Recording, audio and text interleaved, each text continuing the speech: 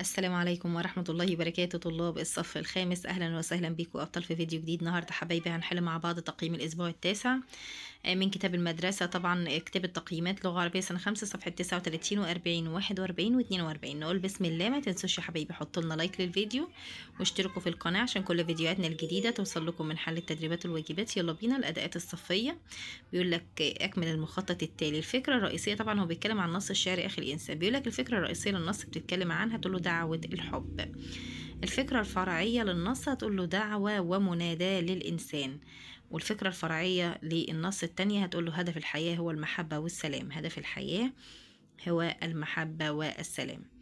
من كاتب النص الشعري وماذا تعرف عنه؟ هتقول له عيسى الناعوري، وده كاتب وشاعر أردني ومن أهم الكتاب الأردنيين. يبقى عيسى الناعوري وده كاتب وشاعر أردني ومن أهم الكتب أو من أهم الكتاب الأردنيين. صح وخطأ، لا فرق بين بني الإنسان في أي مكان في العالم، فكلنا أخوة. صح. لن يفيدنا نشر الحب ولا الكره بيننا، تقول له إجابة خطأ. ده بالعكس، لازم إن احنا ننشر الحب ونبتعد عن الكره والبغضاء. لا يمكننا تحويل الأرض إلى جنة طالما أننا أعداء، تقول له إجابة صحيحة. الهدف من الحياة هو أن يعيش بني البشر في سلام وإخوة ومحبة. صح. نيجي للأداة الصفية الثانية. بيقول لك قال الشاعر أخي في العالم الواسع في المغرب والمشرق أمد يدي فصافحها تجد قلبي بها يخفق بحبك يا أخي الإنسان. بحبك يا أخي الإنسان. هنا بيقول لك حروف القافية في الأبيات هي حرف القاف. عندك أهي القاف والقاف. تمام. كلمتين بينهما تضاد، هتقول له كلمة المشرق والمغرب بينهم تضاد. خلاص يا شباب، دي كانت صفحة 39. يلا بينا حبايبي على صفحة 40. صفحة 40 يا شباب. بيقول لك هنا وصف الشاعر العالم بأنه واسع. طلب الشاعر من أخيه إذا مد يديه إليه أن يصافحها. مرادف كلمة يخفق. يخفق معناها ينبض، مضادها يتوقف. مضادها إيه؟ يتوقف.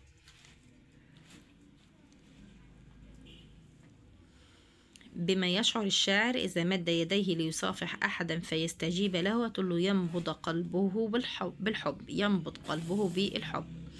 إلى ما يدعو الشاعر الإنسان في الأبيات السابقة ولماذا؟ هتقول له يدعو لقبول الحب والسلام والمودة ليسود العالم السلام وتكون حياتنا جنة.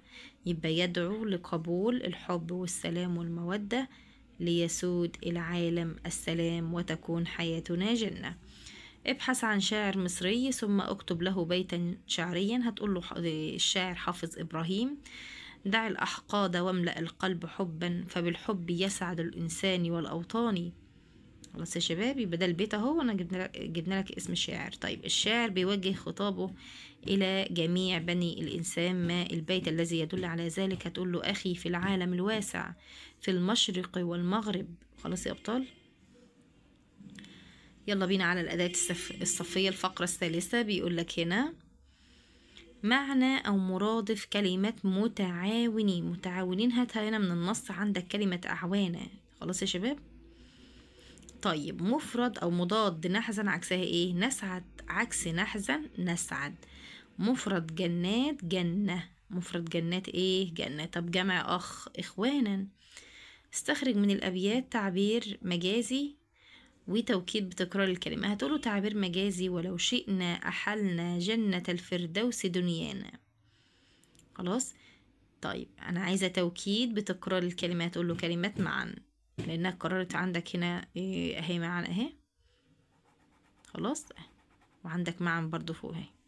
طيب هنا بيقول لك تخيل كيف تكون الدنيا بدون أصدقاء وعبر عن رأيك. طبعا هتقول له فوجدت الدنيا من غير أصدقاء صامتة حزينة. الصداقة يا حبايبي نعمة كبيرة يجب ان احنا نحافظ عليها. كل واحد عنده صديق وافي وصديق محترم ومؤدب يحافظ عليه. طيب اختر الإجابة الصحيحة. ينادي الشاعر بالحب والوفاء. نسعد بالحياة معا إذا كنا أحباء. دي صفحة 40 يا أبطال سنة 5. يلا بينا على صفحة 41. صفحة 41 يا حبايبي بيقول لك كيف نحول الدنيا إلى الجنة. هتقوله بالحب والود والعيش بحب وتعاون. بالحب والود والعيش بحب وإيه وتعاون. الإنسان مخلوق اجتماعي بفطرته. اكتب فقرة بتظهر رأيك حول الإخوة واحتياج الإنسان لها في حدود 70 كلمة. هتقول له الإخوة نعمة عظيمة من الله، فهو السند في الحياة والرفقة في الفرح والحزن. الإنسان بحكم طبيعته لا يستطيع العيش وحيدا، فهو بيحتاج إلى من يشاركه همومه ويدعمه أوقاته الصعبة. بالإخوة نتعلم الحب والتعاون والصبر. وقف الفيديو وانقل التعبير على أقل من مهلك. طيب هنا يا بطل بيقول لك نفرح عكسها، نفرح معناها نسعد. طيب مضاد أعداء عكسها ايه؟ أحباء وأعوان.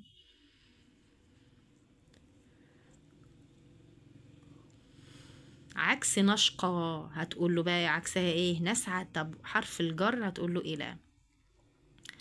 لماذا جئنا إلى الدنيا؟ هتقول له لنعيش إخوة متحابين في سلام وود ومحبة. لنعيش إخوة متحابين في سلام وود وإيه ومحبة. ماذا يمكن أن يحدث لو عملنا بما يدعو إليه الشعر؟ تقول له تتحول دنيانا إلى جنة الفردوس يسودها الحب والتعاون والسعادة. تتحول دنيانا إلى جنة الفردوس يسودها الحب والتعاون والسعادة. يلا يا أبطال. بيقول لك هنا مضاد نحزن عكسها نسعد. مرادف حولنا يعني أحلنا. مفرد جنات جنة عكس ذهبنا هتقول له جئنا.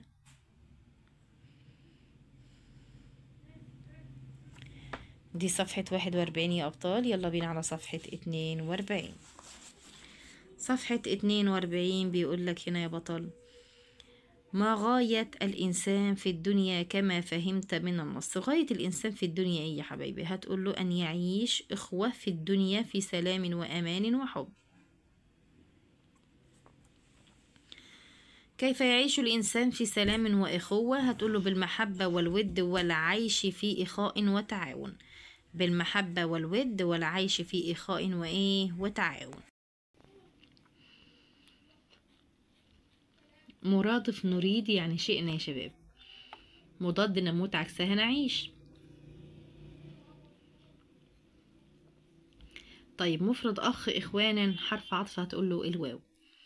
كيف يمكننا أن نسعد بالحياة معا؟ هتقول له إذا عشنا في محبة وود كإخوة متحابين.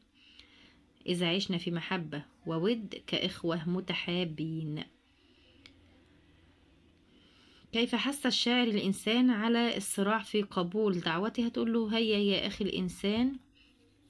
الفاء بتفيد السرعة، وهيا بتعني أو بتفيد الاستماع. وبكده حبايبي نكون وصلنا لنهاية الفيديو. ربنا ينجحكم جميعا يا رب. ما تنسوش تدعمونا بلايك وشير واشتراك في القناة عشان يوصل لكم كل جديد من حل التدريبات والواجبات. مع السلامة حبايبي.